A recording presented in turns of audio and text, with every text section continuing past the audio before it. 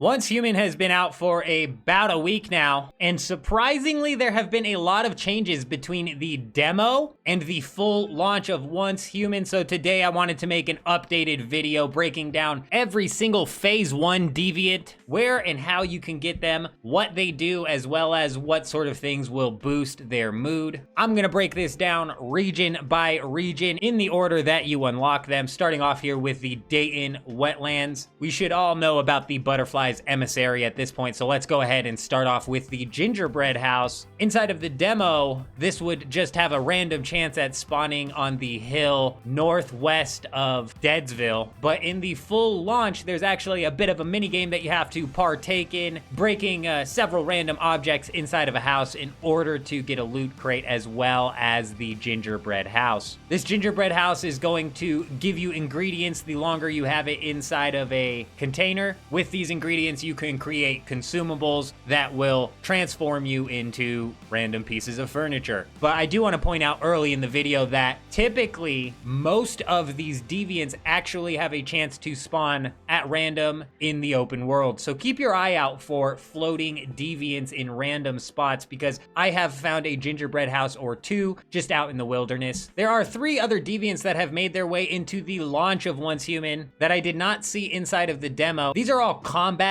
deviants, and I feel like they may have been hidden from us on purpose here. Let's start off with the Shattered Maiden, who has a bit of a freeze ability. I actually really like the Shattered Maiden. She does a lot of damage and keeps the zombies slowed in the game, which is nice. You can get her out of the Silo Theta, and some of the mood boosters here are Blue Light, Red Light, and Plants. Next up, we have the Xeno Purifier, which again is another really good deviant, especially if you're into using melee to clear out the riffraff. You get this from completing a season goal after defeating 200 enemies with a melee weapon. The attack here is insane. Essentially, it'll allow you to dash to any enemy that you click on with your melee weapon out, and then, bash on them with your melee weapon. You can clear whole areas of riffraff with this ability out. Really nice. Some of the mood boosters here are Red Light and Music. And then finally, we have the Mini Feaster. I cannot for the life of me remember where I got this one. I'm pretty sure I found one just out in the open world. This is a combat deviant with a couple of attacks that involve tentacles. I haven't quite used it yet. Some of the mood boosters here are Red Light, Music, and Toys. Let me know down in the comments what your guys' favorite combat deviant is. But let's go ahead and move on to the Logging Beaver. There's a couple of different spots that this can spawn at. The first one is right on the border of Dayton Wetlands and Broken Delta by this bridge on the shore of this river. Another spot being in the Broken Delta on the docks where the fishing event happens. The Logging Beaver is just gonna knock down trees for you and gather you some wood.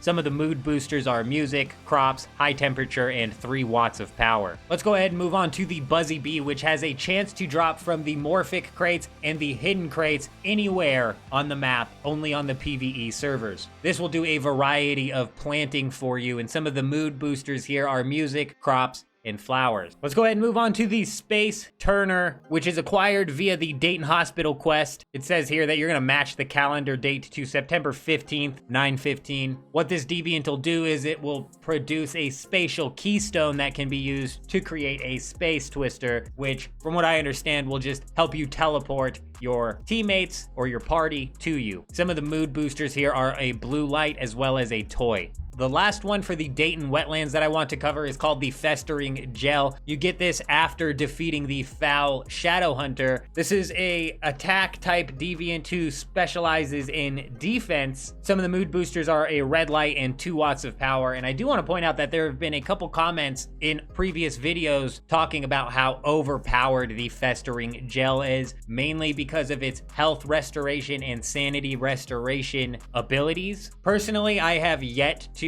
even pull out the Festering Gel, but after seeing some of those comments, I'm definitely going to be giving it a shot. Let me know down in the comments if you have used the Festering Gel and if it is as overpowered as people are making it out to be. But let's go ahead and move into the Broken Delta, starting off with Digby Boy. This is one that technically couldn't be found anywhere. It has a chance to drop from mining ore. They say that silver nodes have the highest chance to drop, but I've gotten the Digby Boy out of every node, and I've heard a lot of people actually pointing out that they get the most Digby Boys out of tin ores. Doesn't really matter, just mine some ores and you will eventually get one. one. Some of the mood boosters here are, music, toys, high temperature, and 5 watts of power. Next, I want to talk about Hug in a Bowl, which has a chance to spawn on the road just to the west of Harst Industries. This is another deviant that will produce an ingredient that will allow you to cook a particular meal called homestyle noodles. Some of the mood boosters here are crops and flowers. Next, I want to talk about the electric eel, which is obtained from fishing at any of the fishing docks, typically during an event. This deviant is a must-have at your base. The further along you get in the game, the more power that you will need at your base. And because that we are limited to how many solar panels we can put up, having this is essentially necessary. Obviously, once we can move past solar panels and maybe into some sort of generators, this might be a little bit different. But as of right now, you definitely want to get your hands on an electric eel. This is going to boost the power generation at your base. Next, let's talk about Fetch a Lot Bunny, which has a chance to drop from chopping the giant Dracana trees. It's important to note that you have to chop these trees using an axe, not the chainsaw. And what this deviant will do is it's going to harvest shrubs for you around your base. Some of the mood boosters here are crops, toys, and flowers. Next up, I want to talk about Frog the Leaper, which has a chance to spawn near lily pads in the water. This is another deviant that's going to produce ingredients that will allow you to cook something called spring legs, which I'm assuming is going to buff your jump abilities. Some of the mood boosters here being toys, as well as 2 watts of electricity. Next up, I want to talk about Mr. Wish, which is a possible drop from the secret room coming out of the Silo Sigma. Each of these silos has a hidden route that you can go down, which will lead you into a bit of a mini boss, if you will. After defeating that mini boss, you have a chance at receiving a deviant here, being Mr. Wish. This is a combat deviant, and I don't have any information on. I've yet to receive them, nor am I able to find any information on them. Let me know down in the comments if you've happened to land yourself a Mr. Wish. But let's go ahead and move on to the last deviant that I want to talk about in the Broken Delta, and that is the Harvest Seed. This is another deviant that you will put at your base. It will create an item that will allow you to produce and create chloro armor. Chloro armor is actually a potion that you can craft that will mitigate and block fatal damage 1 time. But some of the mood boosters here are crops, plants, and high temperature. Moving on to the Iron River, we have a lot of duplicate deviants located here, such as the Fetch-a-Lot Bunny, Hug in a Bowl, Frog the Leaper, Space Turner, Gingerbread House. I point this out just to say that finding those deviants isn't only locked to one area.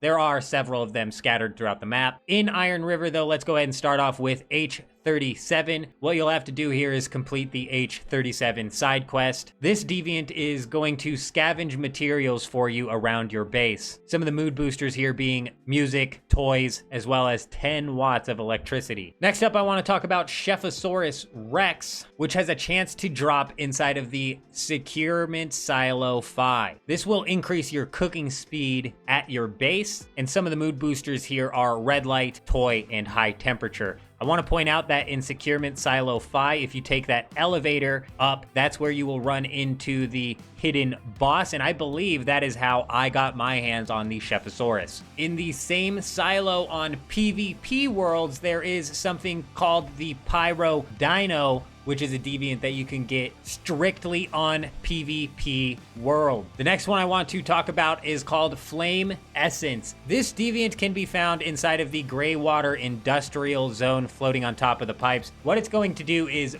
buff your smelting inside of your base. Next up is the Dreamcatcher, which is another deviant you put at your base that will allow you to craft something called the Weaver. Some of the mood boosters for this one are blue light, music volume, and flowers. I want to point out that the mood boosters may be different for each deviant that you catch, because there's been a couple of Digby boys that I have that actually are into the music, so I don't know if these mood boosters are universal, so keep an eye out on that. But then we have the By the Wind deviant coming out of the Prime War on the PvE servers only, and unfortunately we don't have a whole lot of information on this deviant. Let me know down in the comments if you've happened to land yourselves a By the Wind deviant. I do believe that these Prime Wars just opened up with Phase 2, and that's only on specific servers at this point in time. Snuck its way into the full launch of Once Human is the paper figure. I have an entire, small video out talking about how to get this Deviant. Feel free to go check that out. Speaking of Phase 2, this is the end of the Phase 1 Deviants. I'm going to separate videos here and break down all of the Phase 2 Deviants in a separate video. Keep an eye out for that. But that is the entire list of Deviants that you can get from the first 3 regions inside of Once Human. Let me know down in the comments if you guys have captured them all. There are still a few that I'm missing for sure. But that's all the information that I wanted to go over in this video. I hope you guys all have an amazing day. I'm out.